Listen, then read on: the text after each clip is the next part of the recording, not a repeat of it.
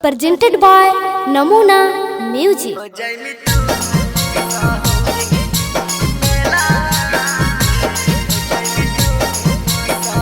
Mixed by SP Nitesh.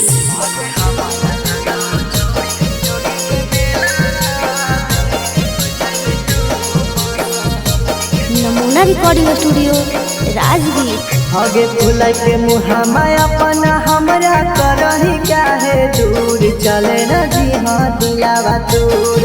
आगे फुला के मुहामा अपना हमरा करही काहे दूर चले न जी हाँ दिलावा दूर।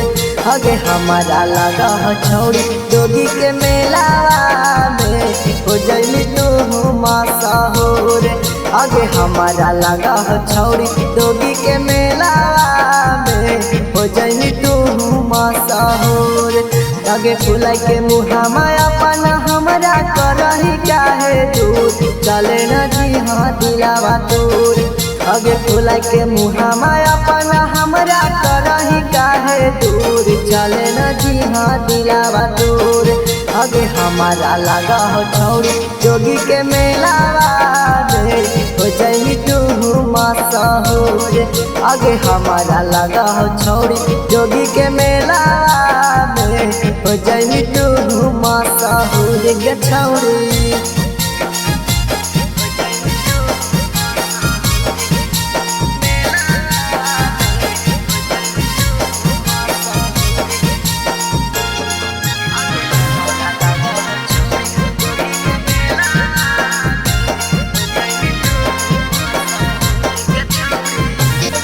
आगे चल हाँ देखे दोगी के मेला लगा है बड़ी भीड़ गे। चाट छोला चाउमीन खिलाई और खिलाई पानी गे गे चला।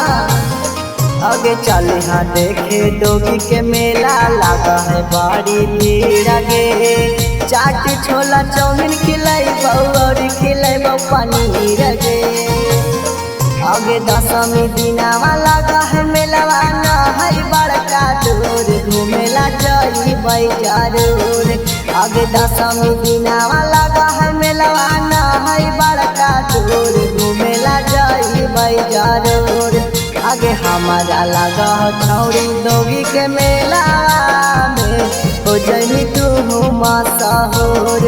आगे हमारा लगा छौड़ी दोगी के मेलावा में हो जइली तू मशहूर गे छौड़ी।